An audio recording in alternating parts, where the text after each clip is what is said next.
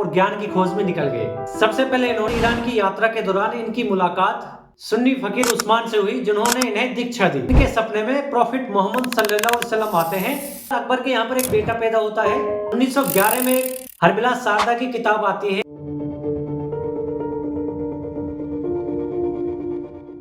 Hello दोस्तों, क्या अजमेर दरगाह एक लॉर्ड शिवा टेम्पल है?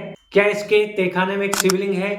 तो इन्हीं सारे सवालों के जवाब जानेंगे हम आज की वीडियो में। मोइनुद्दीन चिश्ती कब भारत आए थे? जो अजमेर दरगाह, इसका निर्माण कब कब हुआ और किस किसने करवाया था? तो सबसे पहले मोइनुद्दीन चिश्ती के बारे में जान लेते हैं।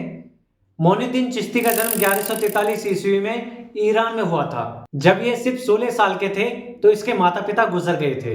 इसके बाद इन्होंने बुखारा और समरकंद के मदरसों में दाखिला लिया और अपना जीवन प्रार्थना और ध्यान में लगाने का फैसला किया। इसके बाद इन्होंने दुनिया के सारे सुखों को त्याग दिया और ज्ञान की खोज में निकल गए। सबसे पहले इन्होंने बुखारा, उज्बेकिस्तान की ओर अपनी यात्रा शुरू की। इसके बाद ईरान की यात्रा के दौरान इनकी मुलाकात सुन्नी फकीर उस्मान से हुई, जिन्होंने इन्हें दीक्षा दी और उसके साथ इन्होंने मक्का मदीना की भी यात्रा की। जब मोइनुद्दीन चिश्ती साहब मक्का मदीना में थे तो इनके सपने में प्रॉफिट मोहम्मद सल्लल्लाहु अलैहि वसल्लम आते हैं और इन्हें भारत की ओर यात्रा करने के लिए बोलते हैं। फिर ये भारत की ओर यात्रा करने का फैसला करते हैं।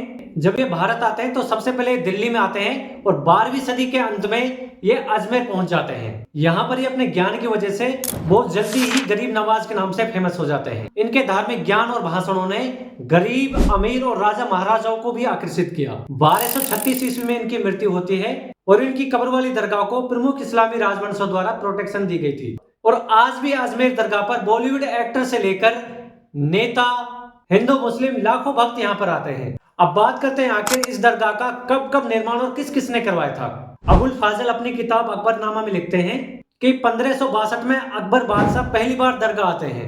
कारण था उस टाइम दरगाह स्थानीय लोगों के बीच बहुत ज्यादा लोकप्रिय थी। और 1568 में अकबर बादशाह फिर से दरगाह आते हैं, लेकिन इस बार अकबर मुगल राजधानी आगरा से पैदल आते हैं ताकि वो अपनी मन्नत पूरी कर सके, जिसमें उन्होंने एक बेटा और वारिस मांगा था। इसके बाद अकबर के यहाँ पर एक बेटा पैदा होता है। मन्नत पूरी होती है तो अकबर दरगाह से इतना ज्यादा खुश होता है जिसमें ढेर सारे उपहार देता है। इसमें एक बहुत बड़ी कढ़ाई भी शामिल है जिसमें आज भी खाना बनता है। इस दरगाह में जहाँ मोइनुद्दीन चिश्ती की कब्र है वहां पर एक चांदी की छतरी है जिस पर मोती जड़े हुए हैं। ये सम्राट जहांगीर ने उपहार के तौर पे दी थी। दरगाह परिसर में जब आप निजाम गेट के जरिए जाएंगे तो इसको हैदराबाद के निजाम मीर उस्मान अली खान ने बनवाया था। इस जगह पर एक अकबरी मस्जिद है जो मुगल बादशाह अकबर ने बनवाई थी और ये जो मस्जिद है इस दरगाह का मुख्य आकर्षण भी है। दिलचस्प बात यह है कि 1911 में इंग्लैंड की क्वीन मेरी दरगाह आती है और महफिल खाने के सामने हौज टैंक की मरम्मत और छत के लिए 1500 रुपए दान देती है। अब इस हौज को विक्टोरिया टैंक के नाम से जाना जाता है। इस परिसर में 2 दरवाजे भी हैं, एक है बुलंद दरवाजा और एक है जन्नती दरवाजा। ये जो बुलंद दरवाजा है इसको मांडू के सुल्तान महमूद खिलजी ने बनवाया था। इतिहासकार राणा सफी जी अपनी एक किताब में लिखती हैं, मराठा सरदार कुमार राव सिंधिया ने अजमेर में अपने निवास स्थान बनाए क्योंकि उनका मानना था ख्वाजा ने उन्हें एक बेटे का आशीर्वाद दिया था।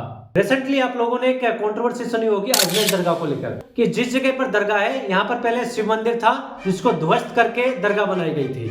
तो सबसे पहले ये जान लेते हैं आखिर ये बात आई कहां से। 1911 में हरबिला शारदा की किताब आती है, अजमेर हिस्टोरिकल एंड डिस्क्रिप्टिव। इस किताब में दावा किया जाता है बुलंद दरवाजा और अंदर के आंगन के बीच की जगह के नीचे एक हिंदू इमारत के तहखाने हैं जिनमें से कई कमरे आज भी बरकरार हैं। हालांकि हरबिला शारदा ने मंदिर के ध्वज पर अधिक प्रकाश नहीं डाला है कि मंदिर कब तोड़ा गया और किसने तोड़ा। इस मामले में याचिकाकर्ता हिंदू सेना के राष्ट्रीय अध्यक्ष विष्णु गुप्ता कहते हैं कि 11वीं शताब्दी से पहले लॉर्ड शिवा का एक मंदिर था जिस जगह आज दरगाह है। विष्णु गुप्ता जी आगे कहते हैं कि दरगाह के अंदर भूमिगत रास्ते के नीचे एक शिवलिंग है और भक्तों को भगवान के दर्शन करने की अनुमति नहीं दी जा रही है। विष्णु गुप्ता की माने तो ख्वाजा मोइनुद्दीन चिश्ती साहब मोहम्मद गौरी के सलाहकार के रूप में भारत आए थे। खैर, मैंने आपको पहले ही बता दिया है मोइनुद्दीन चिश्ती साहब कैसे भारत आए थे और कब आए थे। हालांकि दरगाह से जुड़े लोगों ने इस नोटिस की आलोचना की है।